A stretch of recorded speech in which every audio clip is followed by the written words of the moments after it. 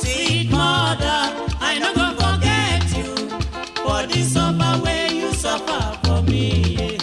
Sweet mother, I no go forget you for the suffer where you suffer for me.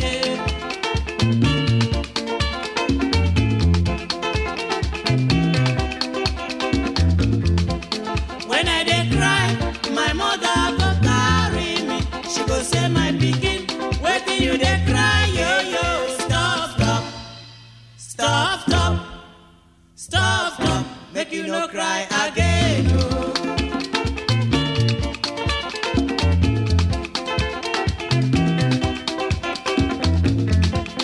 When I want sleep, my mother go bed me. She go lie me well, well for bed. She cover me cloth, say make you sleep, sleep, sleep, my pikin, oh.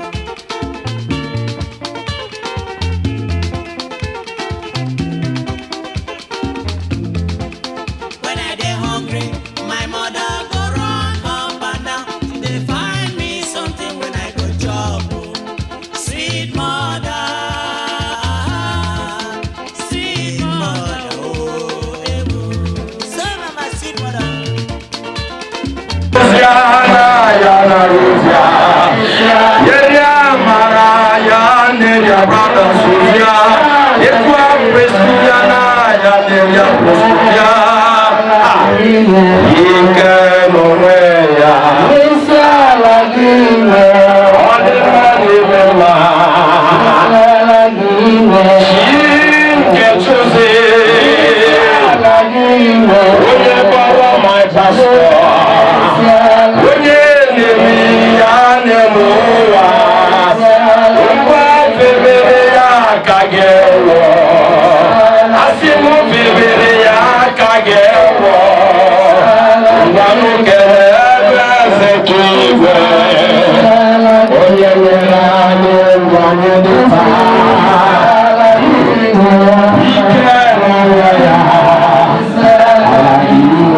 Let's open our mouth and begin to exalt the name of the Lord wherever you are. Give him all the glory, give him all the honor, adoration, and thanksgiving. Righteous and everlasting Father, King of glory, and King of the days. I am that I am, the wonder working God of the chosen. Immortal, the invisible God. We appreciate you this very hour. We appreciate you this very moment. We thank you because there is no one like you. Immortal, the invisible God. Righteous Redeemer, I am that we appreciate. We are such a holy name. We thank you, Abba Father. We lift up your holy name. We give all the glory and adoration that gives you, God. We appreciate you, God. We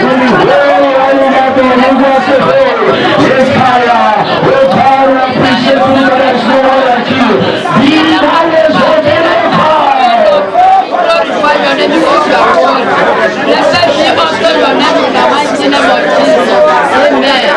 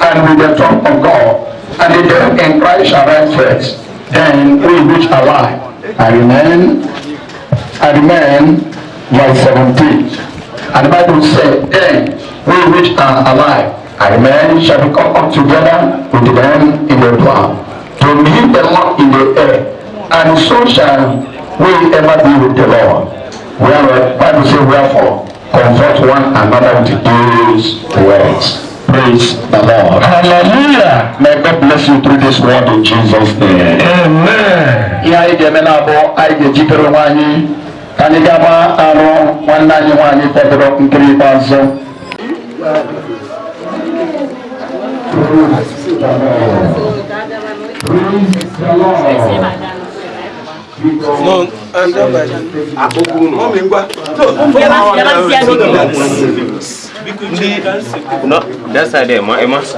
That side. That is my father. Eventually,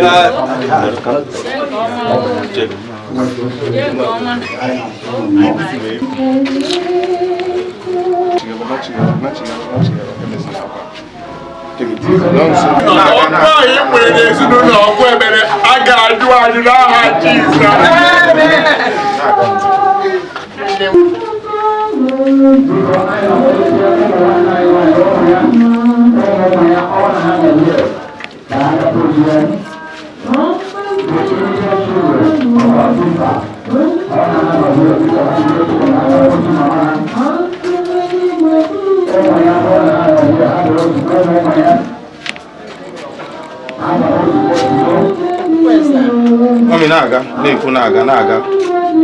Mommy, we moving, please.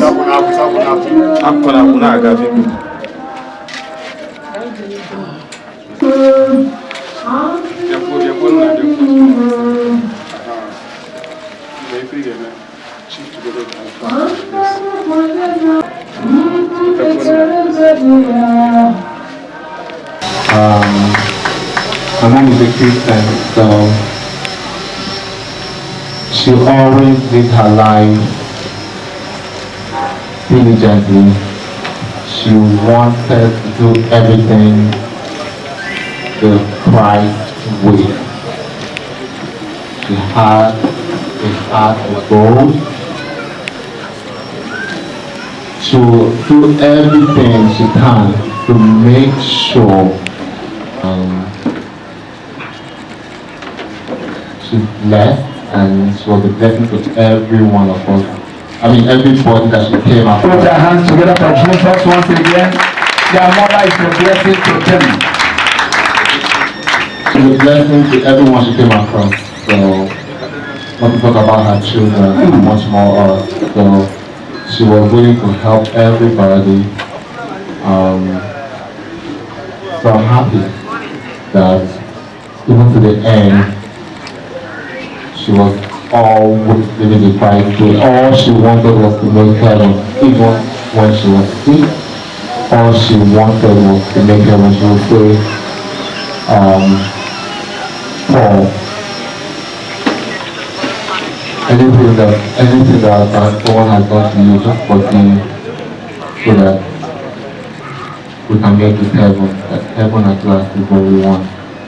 Just forget, forgive. I will call and complain, oh, this is what this person did to me. So like, don't worry about it. Just forgive that person. So that you can make heaven. That's what her goal was. She would pray and pray and pray consistently, even when she was sick. She didn't mind. She followed Christ to the end. So I'm happy that she did Christ. My Father, as my Savior, the Holy Spirit is the Comforter. He continues to comfort every one of us. Because I know that our mom has made heaven. Put your hands together for Jesus in Jesus' name. Thank you, my brother. Thank you very much. Put our name work to crossing. I am going to say about me for the family. I am going to take a mama as a boss here and to go see her. Nice. I am not the kind of person that exaggerates, but I have to stand to tell the whole world that my friend, my sister in the Lord, made heaven. Put your hands together for Jesus again. That is wonderful testimony. I was very, very close to her when she was alive. Each time we speak, the first thing she would tell me is, sister, I want to make heaven at last. No matter what we think, everything of her, before we conclude, she must tell me about this Christ, and she wants to make heaven at last. And what gives me joy is that even in Kaduna Brethren, where she worshipped last, she was a help to most of the sisters there. She was supporting them financially. In fact, when she died, many sisters cried because they felt that one of their helpers was gone. I said, my son, you have everything. You have cars, your house is beautiful, your car is beautiful. But try and come to where I am. That where I am now, I cannot describe how it is. You cannot describe it. So try by all means to come to that place.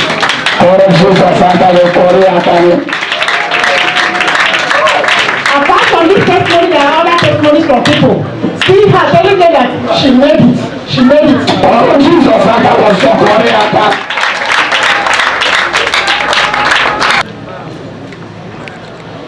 This world is not mine.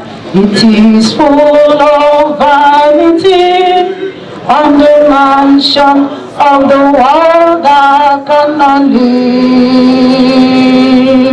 All my money in the bank, all my precious things on earth. In this world, I remember 6 feet before me, oh Lord, hallelujah. Bible says there is life, give us such life, for they are vanity, vanity upon vanity. I see in this world, I remember 6 feet before me, oh Lord, hallelujah. Bible says there is life after death, only Jesus can give us such life. For they are vanity, vanity upon vanity. I see in this world, I remember 6 feet before me, oh Lord, hallelujah. Bible says there is life after death, only Jesus can give us such life, for they are vanity. Hallelujah. And the Bible said, now King David was old and stricken in years, and they covered him with clothes, but he got no heat. Ike Agbolia, Anayo due to Osabani, I think Ekunie for Kamama, Ekumoko Gateway, system here, and expire. Or being handed between a blanket or cardigan, or being here a boniki and with again.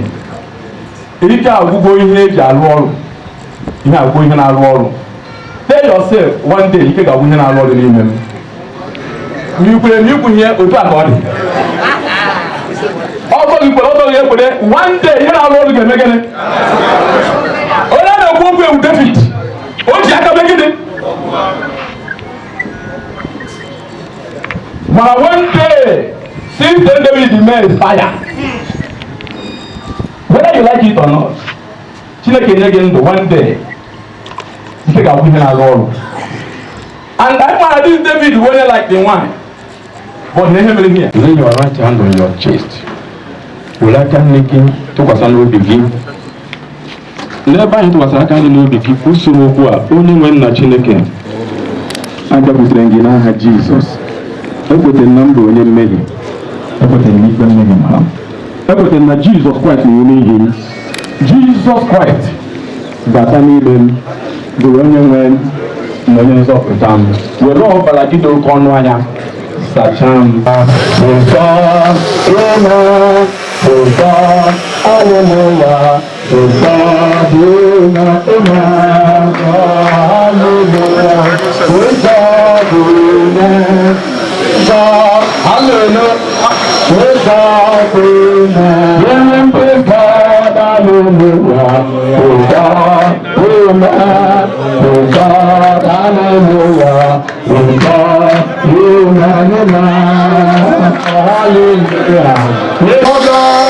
If whoever paid the price of untimely death in this family, untimely death will not repeat itself again in this family.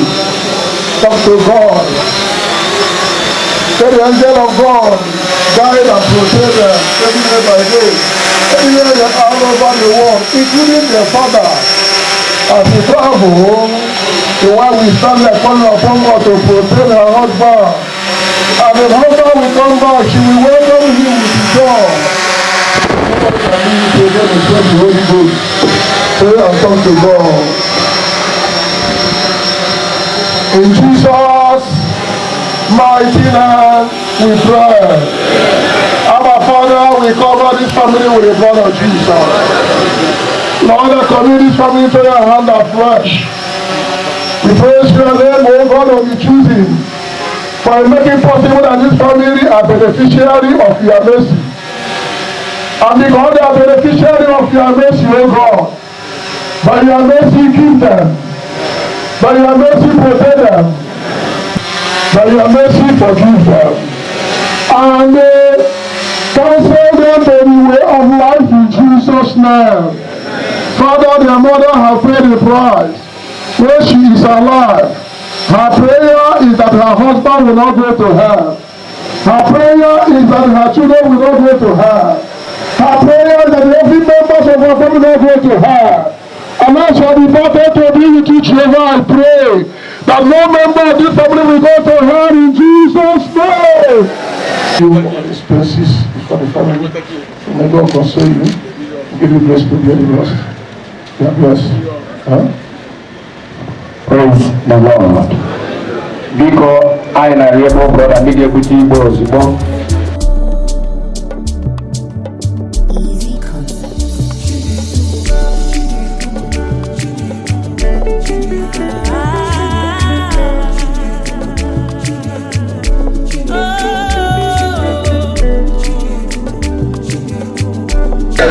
With the blood of Jesus. Thank God, my Father, for in Jesus' mighty name we pray. Amen.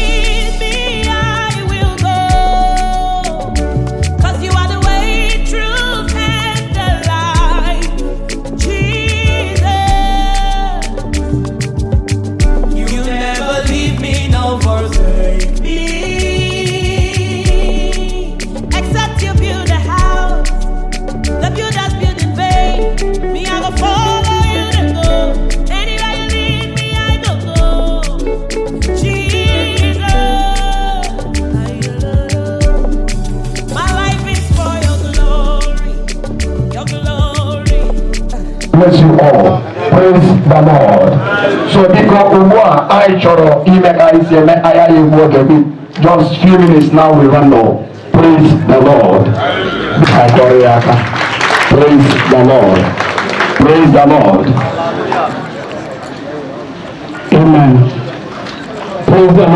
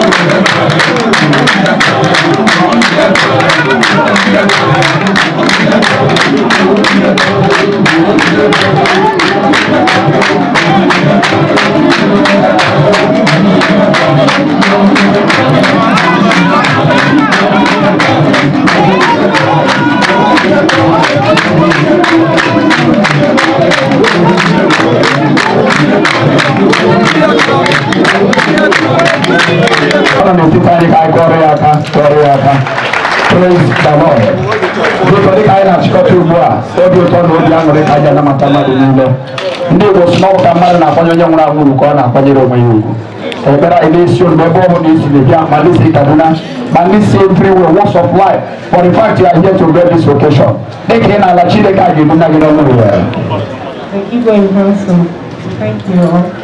Well wishes, praise the Lord Jesus. Hallelujah. We thank you all of you for coming to come and mourn with us because it's better to go to the house of mourning and a place of celebration. Lord, thank you so very much.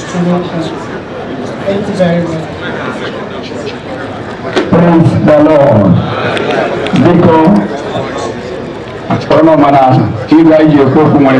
Upon everyone here today.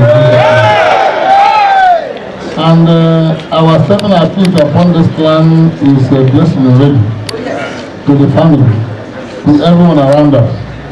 And the glory of this God will serve will affect everyone in Jesus' name. And I want to pray for the family that the God of the choosing, the merciful God, that call us together to show forth His glory upon the face of the earth. That God will speak in this house. That God will console everyone in this house. That God will give us the fortitude, no matter the way we look at it. I know the will of God must surely come to pass. And that's why we are here today to rejoice in him. Because I know that it's good for him to call our sister. And if he has called our mommy, it's a thing to give him joy, to give him thanks and honor, and be happy because everything that God does is good. Is it true? Everything that God does is good. And if we start on that platform to say thank you for everyone around this place, and as men that accepted us, received us, gave us water to drink, and the family that we are gathered onto, I say God will bless everyone in Jesus' name. And my vote of thanks go to everyone that have been the success of this burial today, part of the success of this burial. I thank you all in Jesus' name. And I want to issue a promise that this God that been with us will be with everyone here today onwards in Jesus' name. Therefore, Heavenly Father, we praise you for all you have made amongst us. God, as we fellowship Holy Spirit, be with us now forevermore. Amen. Surely God's goodness and mercy shall follow us all the days of our lives. And we shall be in the house of the Lord forever and ever. Amen. Praise the Lord. You are blessed. Every boy, Mama,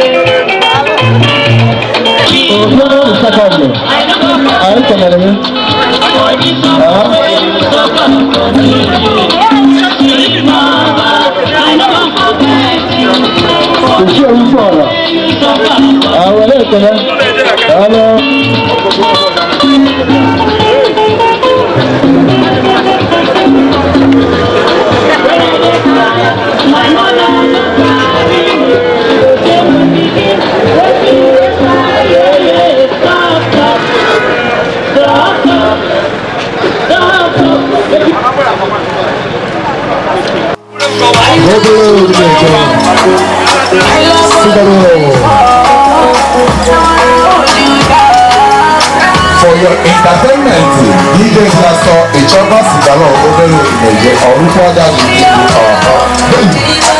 Ebe ọ bụla ị chọrọ, we have no equipment chara ncha na ezuru ka eme mana eziokwu Oraukwu Adazoin ndị mmuke izizi anyị na-anụ ọbịa anabata original Messi Apostle alụsị Igbo niile ọsịsị ọzọ na Oraukwu anyị ji nwayọ dịpụta maka esi wee bido anyị kwadosiri ike for your entertainment show, for your decoration, for your VIP setting, for your DJ, for your MC. Ichie Sigalo Obere Ekunie 07082781904. I can hear you Malamasa Kafela Baya Kafili Abambo Sure Baya Baya Bata Kisi Abama Yasa Yasa Kili Abama Baya Obere Ekunie Oraukwu Adazoin 07082781904 for your entertainment, for your event planner. I just want to hit the keys that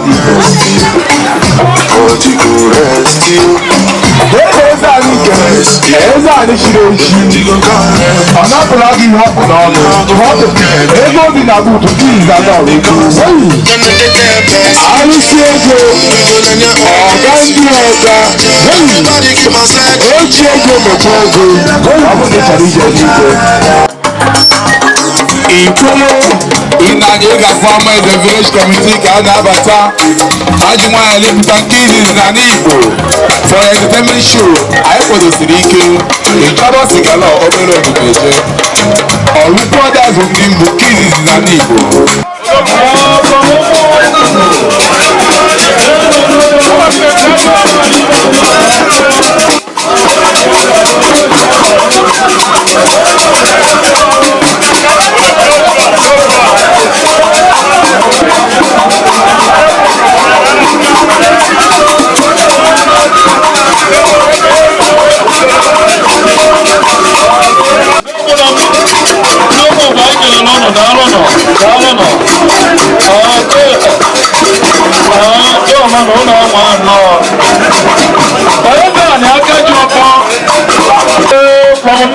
Oraukwu. Anya bụ the chairman of the yard. Ndị mọkpatịrị matizo. Ọrụ na ụlọ awa na ọdịrị ife. Dọmanọ. Ezinụlọ ya, ndị ọgọgọ bụ n'ezinụlọ a. Ọ bụrụ mba bata n'ikem nọ. Wọ́n náà bẹ́ẹ̀ bẹ́ẹ̀ sì lọ wí o. Wọ́n náà bọ́ adúgbò ọ̀jẹ̀. Lóòrò ìrìnàjò. Àwọn náà tó di protect everyone of what the best is God. Àwọn tẹ̀ wọ́n ọ̀jẹ̀. Ànyẹ́ na ẹ̀sùn náà nílé Kristọba Anyẹ́lọ́dì. Ife anyị na ụmụnne ya. Ọmụdị a na-ebe a. Àti ebe ọchị eze ntebe mbụsọrọ ọdịnamgbe. Ọwọ́ jikọ ọkọ ọnụ wee na-abata anyị na-eke n'ụlọ. Wee na-asụ ụlọ nnọọ, daalụ nọ. Ụlọ anwa nnọọ.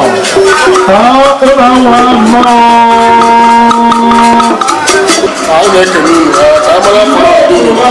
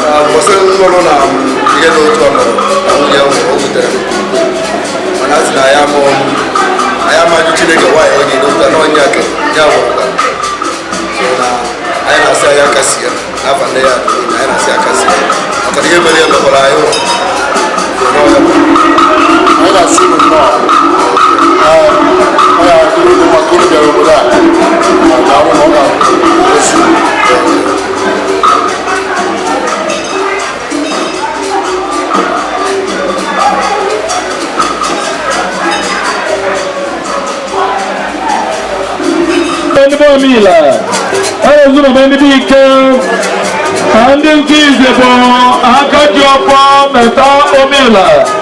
I wonder what the God would undo the David Family. I know you, Anthony, Ivani, Grandioso.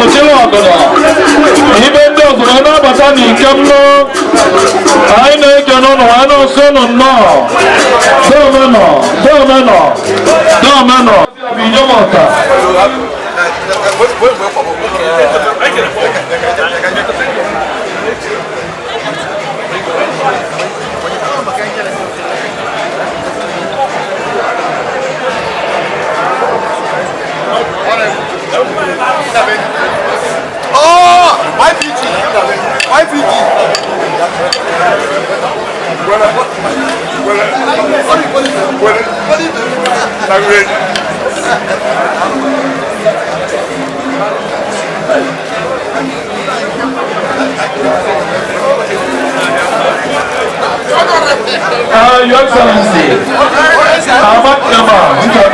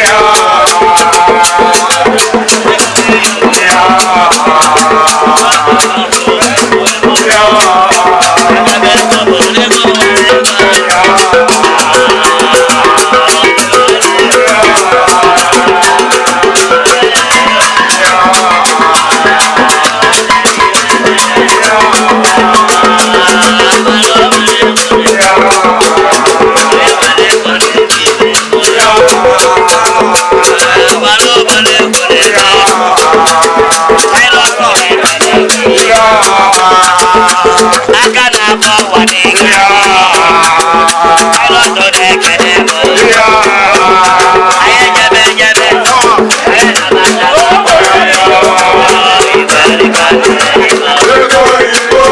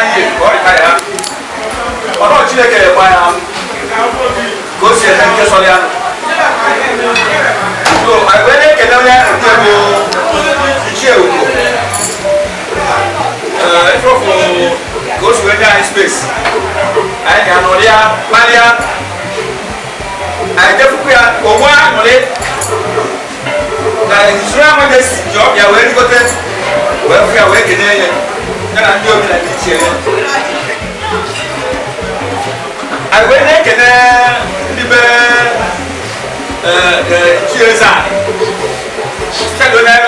Onye febere. Anyị na-asị ando. Ọgbadigo, ọ bụrụ ego ji na-ama apụta n'ọrụ ya.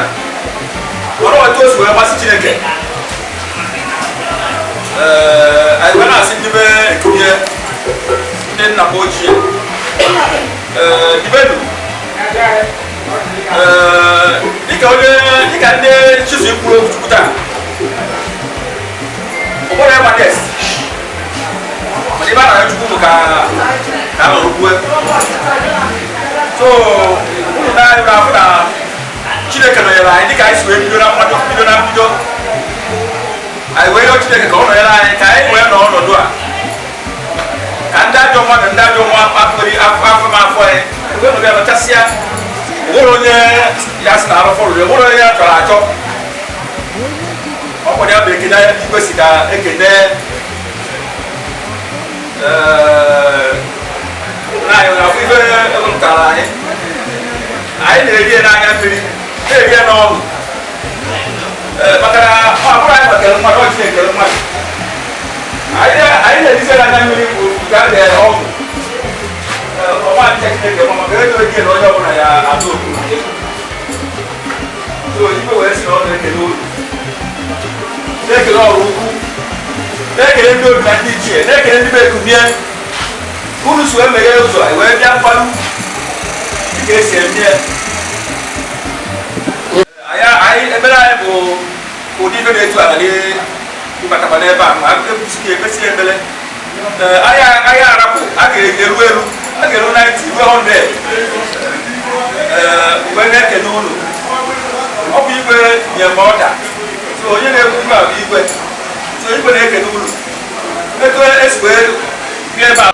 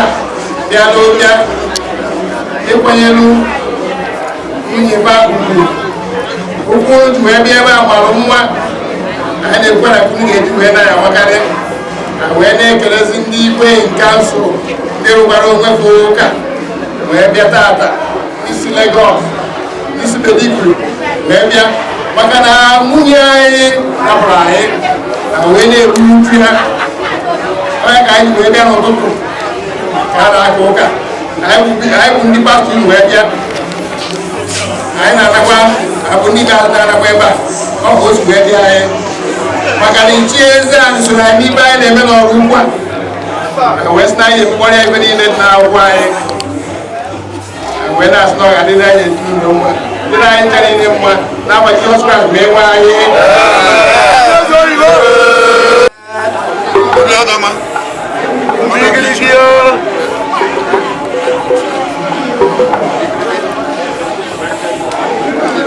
Yo bina Ichie Kenga Eji mohela Beneke Nuno Apa Family Yes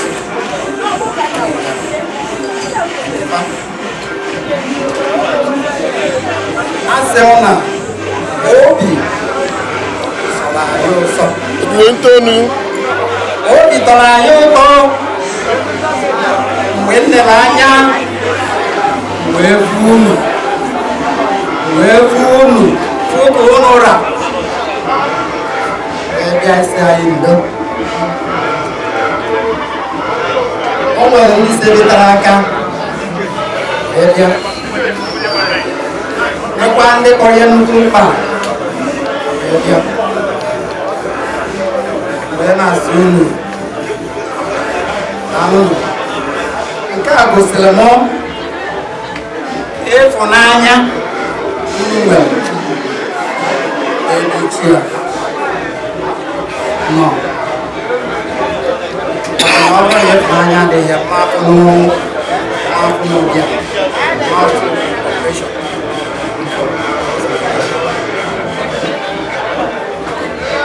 Ichie Ezeani is the second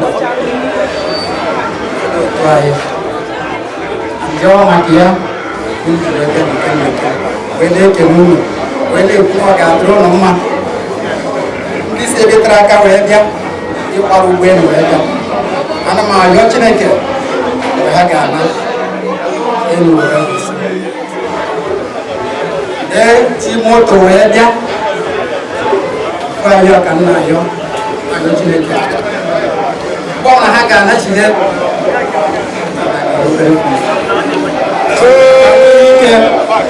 wetụkwa ndị niile ha afọ mgbe ha na-abịa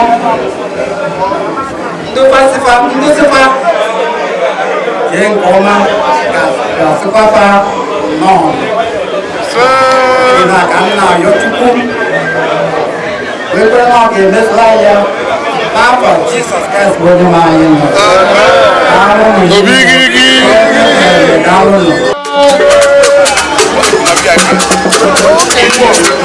Ịma na obuteghị ike obuteghị ike ọ dịkwa mkpa emechi n'aha Jizọs ebe ọbụla ndị ọzọ na-ejetọ unu na-abata ebe ahụ ụzọ niile a na-emeghesi n'aha Jizọs etu onye ma anyị si wee kwubi na Aịzaya 45:1-3 that unu ga-abụ ndị emere gịnị ndị akwasara mmanụ you anointed one to subdue nations and kingdoms and to break every iron that binds asunder and to open up every trillion of two-leaf gates and to possess every open door and every hidden treasure of darkness.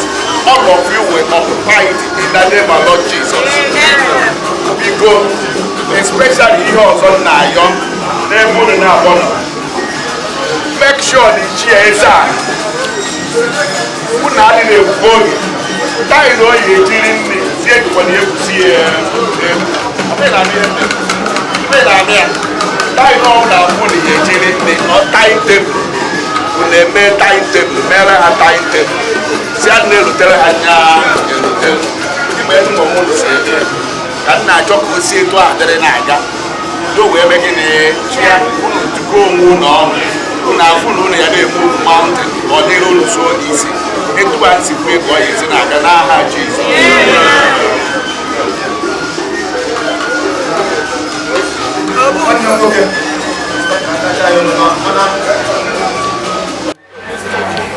Kaga aye gulu ka. Wala mwelo. Na ibu Ichie wesi na aye mi ya kobasa o nwere mkpụrụ ọjị o dobere ụlọ ebe ya na ezinụlọ ya so ọ si unu rue uwe mezuo n'obere ihe ahụ unu nwere nwunye mbọsị ọ bịara ọrịa wesi were ya ụlọ na-ekpere mmadụ ụlọ nwaanyị ekpere maka ekpere ka ọ niile ebere ka ọ niile unu ebere ya ebere onye ekpere ka ya ebere maka na onye ụgụrụ na-atụ na nzu a ọbụ na ọbụbe nwaanyị ọchọ iwe ya abụọ ike iwe maka ọka edo ya nọ onye ibiri ebere na ahụ seriously ewee tụwa anya n'ihe ka Chineke nye nkasi mmiri obi siri ike anaghị ya na ya ojiji ka Chineke nara ekpere anyị na ihe anyị na-ekpere ebe a n'aha Jizọs Kraịst onye nwe anyị. My chair.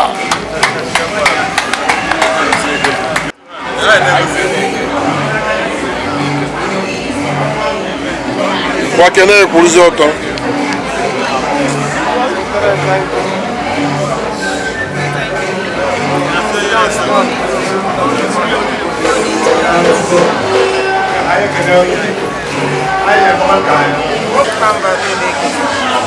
Kedu position gị n'ezinụlọ a? Onye a na-akwa bụ onye tutu onye. Mọmị ya Ilọlọ Faith Ekunie tata ka a na-agụ ya. Kedu ị ga-ekwu maka ndụ mọmị ya dị? Ihe maka ịkọwa maka mọmị ya bụ onye esemokwu. Ihe ọbụla ọ na-eme ọ na-achọ ka gbochi ya onye ji wee maa mọmị ya. The loving and peaceful person. Ekele nkanta gị na ya nwere ihe gị na ya nwere nkanta iji echeta ya ọfụma personal encounter with mommy. Ya ma na personal encounter bụ na mommy anyị bụ ịmali ọfụma ya ma na onye na-efe Chineke n'elu mmụọ na eziokwu.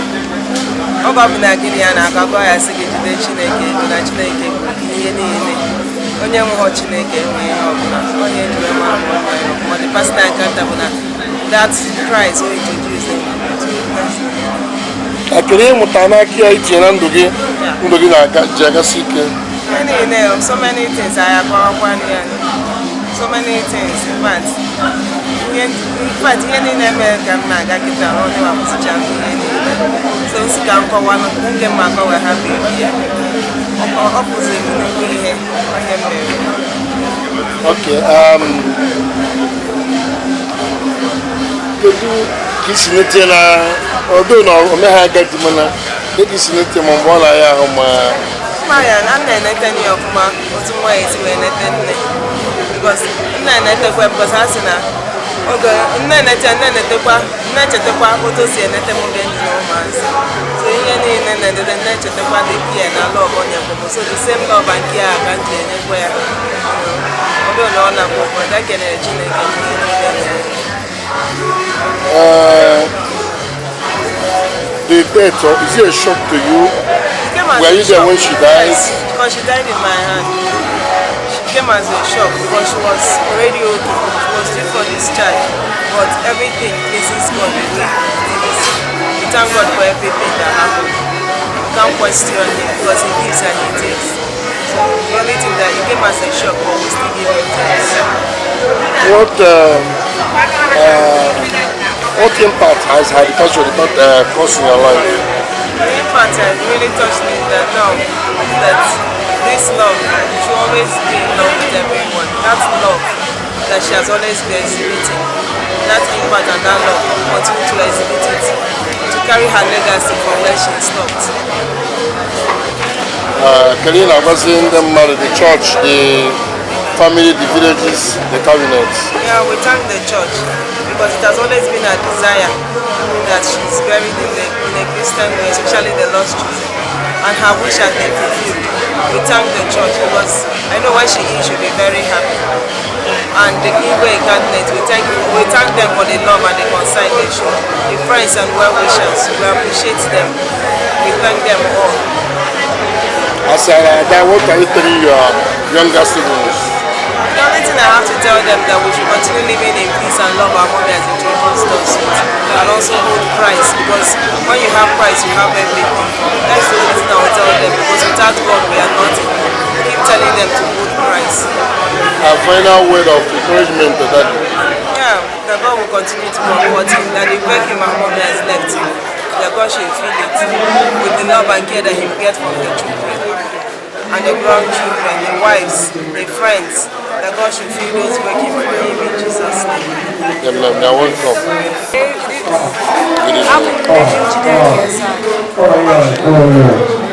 How are you related to the family? The woman that died was my sister-in-law. Do you know her? What can you tell about her? In fact, I'm coming to see her. Very calm, very quiet in the home now. In fact, I didn't miss. I didn't miss you already. My Christmas night today. Now when they will everybody. In fact, I'm coming to see her. Oh, we're a very wonderful person. If you're not going where? If I'm not going where, the first one, the mother told me, what was it? The first one,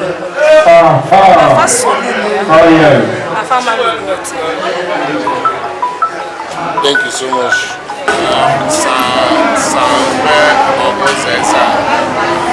From a village. Okay. And what is your connection with Faith Ekunie?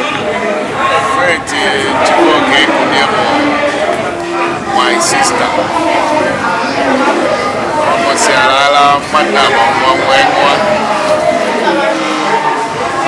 Akeli we kipu maka mama ya. Nne mwa ya onye na-atụ egwu nke Chineke. Ịghọcha ihe niile ịghọkwara ya Chineke. Anyị na-anyị fụ ọkụ nwere n'ezinụlọ a. wee na-ayọ ka ọkụ ahụ bụrụ karịa nke okwu bịa n'aha Jizọs. Wee na-asị na okwu dị ala ma na ndị ọrụ ukwu ga-anwa na ha bịara na ha ga-aba ụba karịa nna ha, ụmụ ha esikwa etu a gbalụkwa ụba karịkwa ha nwa wee lotekwa ndị ọgụgụ lotekwa anyị nwabụ ndị nna ochie.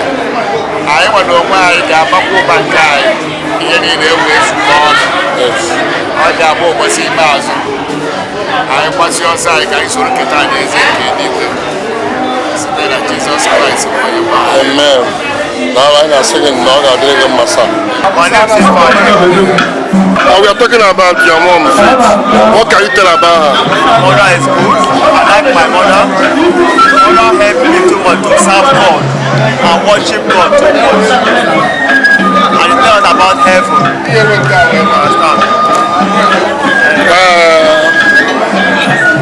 How did you get the news of her death? It pained me too much. I said I want to cry. I've not seen somebody like my mother. Only one mother I have. I don't have anybody except my mother. My dad now.